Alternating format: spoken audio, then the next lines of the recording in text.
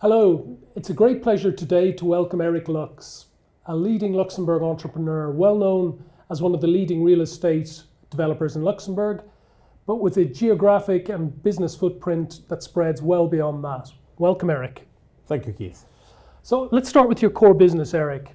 So you're the main owner and the founder of IKO Real Estate, which, depending on the measure, is one of the top 3 real estate developers in Luxembourg. So you have a very strong focus, which I find interesting, on everything that's sustainable and green buildings.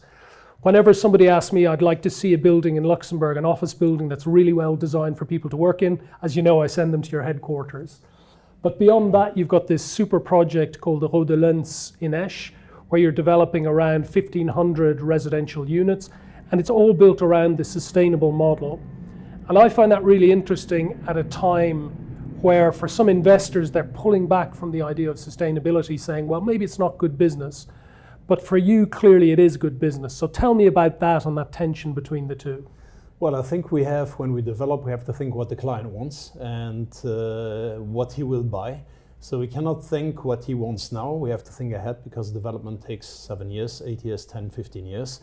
And that's the preparation of a development. However, to build the project out in Luxembourg, we take another 10 years. So we have to think ahead, 10, 15, 30 years ahead, and we have to think that things will change, because everything will change.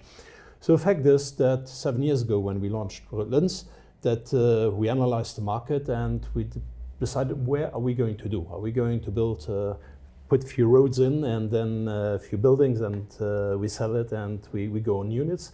Or going ahead and thinking, what does the client need in the future? How would you like to live? How would you like as a child, as a student, as a family member, as whatever? You have to put yourself in the position of other people, in the shoes of the other people, and see what they want. So we decided clearly that sustainability is the future. There's no other chance. And people, life will change. People will have more time. People will probably have less money to invest into housing. So we have to come up with solutions. Lens was built around those principles and thinking ahead what people want. So yes, sustainability is part of it, and sustainability is needed. It's not a luxury, it's a must. And as a company, you have 2 choices, or 3. One is you invest ahead, and far too much ahead, and you go busted quite often because you do too much and too fast. And the second one is you invest in the right time, or you lead. And the third one is you're leading, and the fourth one is you don't do anything and you go busted too. So you should be between 2 and 3, more or less. Mm-hmm. So we chose to be second level, to be ahead of the curve, to put a lot of money in innovation, to foresee, to test, to make mistakes, but react. And that's the spirit of the company. Mm-hmm. Yeah, and I think it's interesting when you look at the Rode de Lens plans. 2 things. First of all, I noticed you had something called a pre-certification for the whole district, which was one of the first, I think the first in Europe. So you were obviously thinking a bit ahead there. The other one I think is interesting when you look at another big district, which is obviously developed in Luxembourg, which is the whole Cloche d'Or area. When I compared the 2 plans, that one's very much car focused. And yet you look at the Rode de Lens and it looks much more pedestrian, cyclist and everything else. So is that a difference in mentality, you know, let's say just your particular vision as IKO, or was that also just a timing thing, a question of epoch? Well, I must say that Cloche d'Or were also a little bit involved, a little bit, so co-responsible somehow. However, a plan should not be set, a plan should be evolving over time. So either if you conceive something, you have to make it move, you have to change, adapt your plan with time. Mm-hmm. So that's a key issue that we learned now to do. Mm-hmm. It is definitely a thing of time. You look at Kirchberg. Kirchberg is, I mean, also from another time. Kirchberg also changing now, adapting. So will Cloche d'Or, so will other developments. Mm-hmm. So yes, we're all forced to develop, to change, because clients want it. Yeah.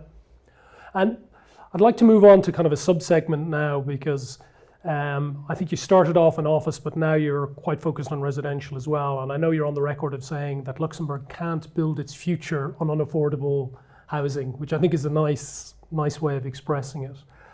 Now, if we look at the current situation where obviously the market's, quite tight in terms of offer, I know there was recently a paper put out there saying, I think it was the Idea Foundation, that said maybe the prices haven't dropped enough compared to the drop in the volume of residential housing transactions.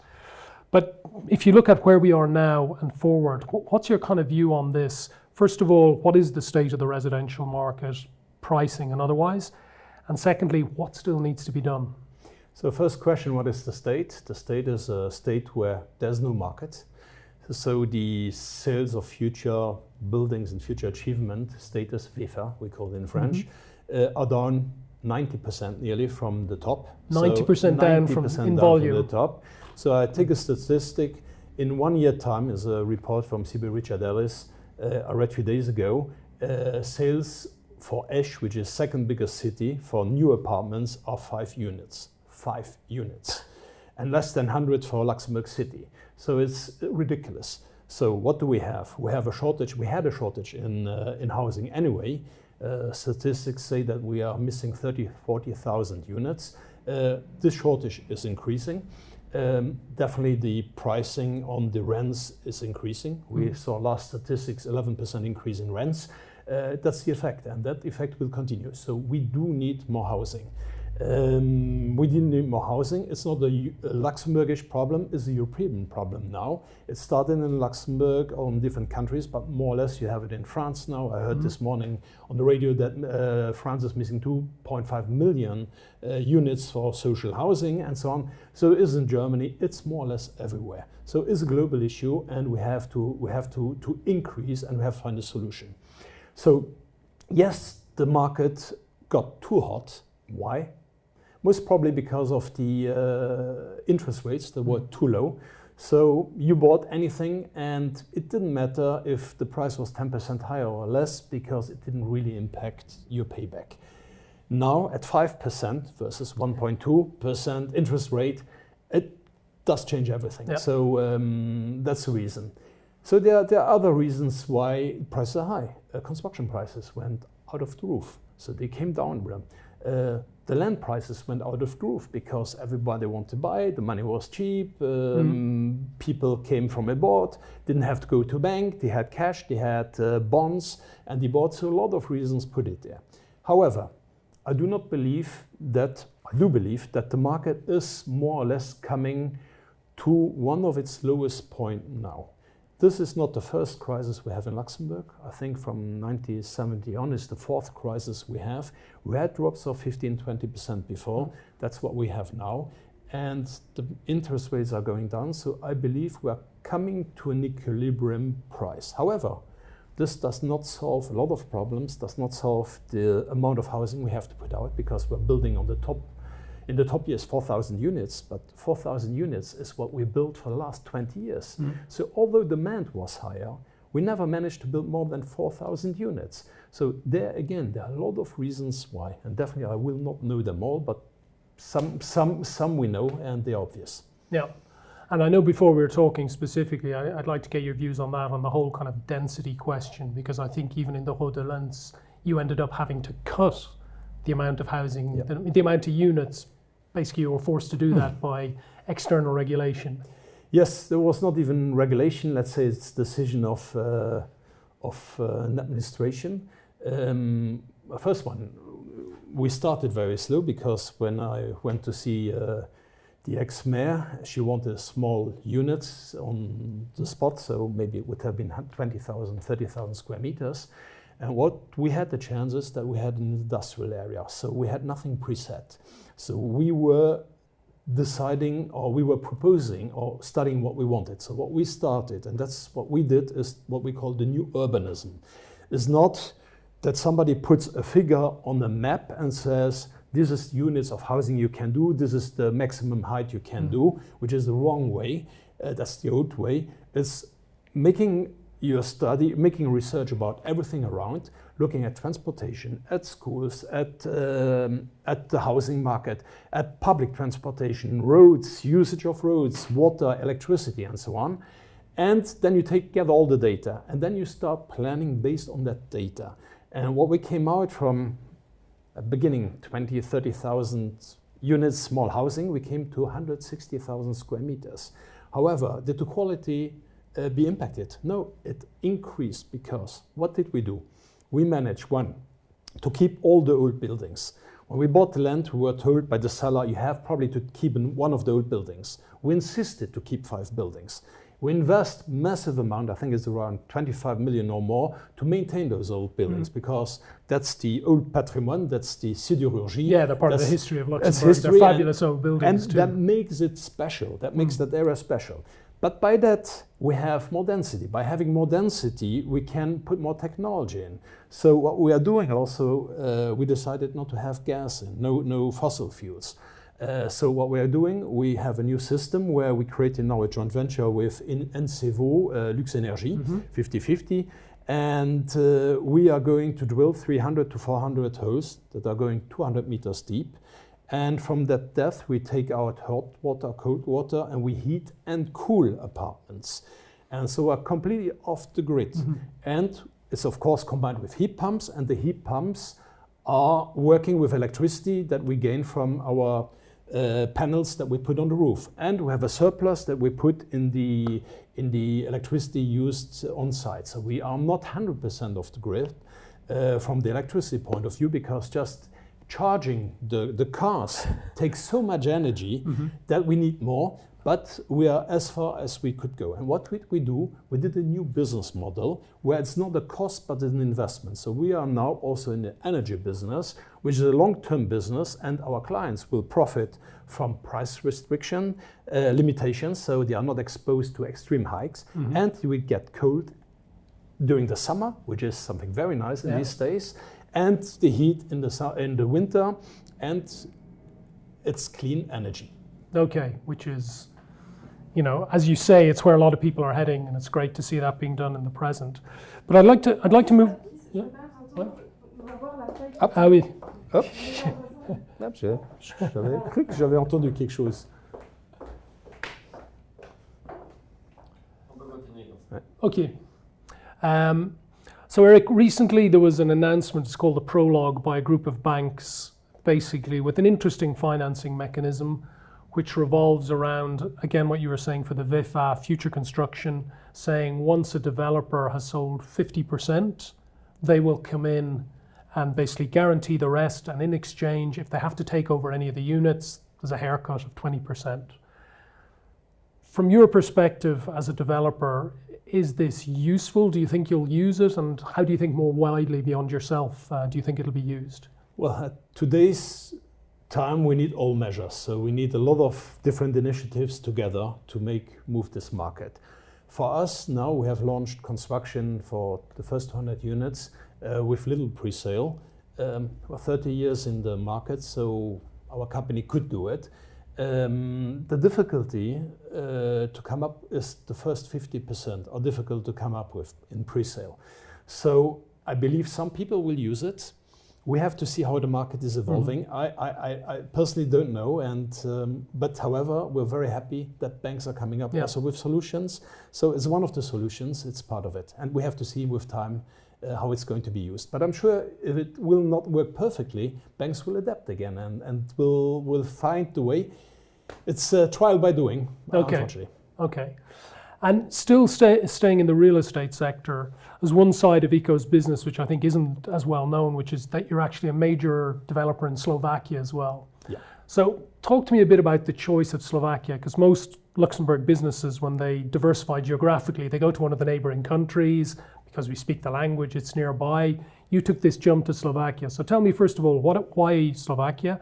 And secondly, if you compare Slovakia to Luxembourg and around the residential shortages, compare the two countries a bit, what you learned from the differences. Why Slovakia? First one, well, I was always interested by the old Eastern European countries. I read an article one day about taxation. They had a flat taxation, was 19-0. So very simple system. Either you pay 19 or you pay 0. So it was really very easy to understand. So that caught my attention. And then I read a little bit about Slovakia because I had no damn idea about Slovakia. And noticed that it's very close to Vienna. It's called the Twin City. Is Pressburg is the old name. So part of the also Hungarian state, and skilled people, very high up in education, young people, a big car factory, auto factory. So a lot of factors that made it interesting, and met somebody who was Slovakian, and so I got a proposal, and we followed up. Okay. So, concerning the market, we have the same issues. Shortage of housing. However, the shortage of housing is even bigger because the density of families living in a house is much bigger than in Luxembourg. So even there's really a past that has to catch up, and we're really further away than Luxembourg. So Luxembourg is a nicer situation. Prices increased like in Luxembourg, very similar. The market completely stopped. However, like for the last 4, 5, 6 months, we see that it's changing, and now the market is moving quite well again. It's not there where it was, it's not there where it should be to solve the problem, but there's a little bit more dynamism in it. However, the government has done no measures to do. It's the bank pushing the market, more or less. Okay, interesting. And I think the one country in Europe that doesn't seem to have a problem with supply is Finland. And I know when I ask Finnish people, why is that? They say we just deregulated everything. And they say our problem as investors is we built too much. But for the occupiers, that's a very good situation because they have cheaper rents and cheaper housing. Yeah. It's not perfect, but I think it's an interesting illustration of what you're saying about the regulation side.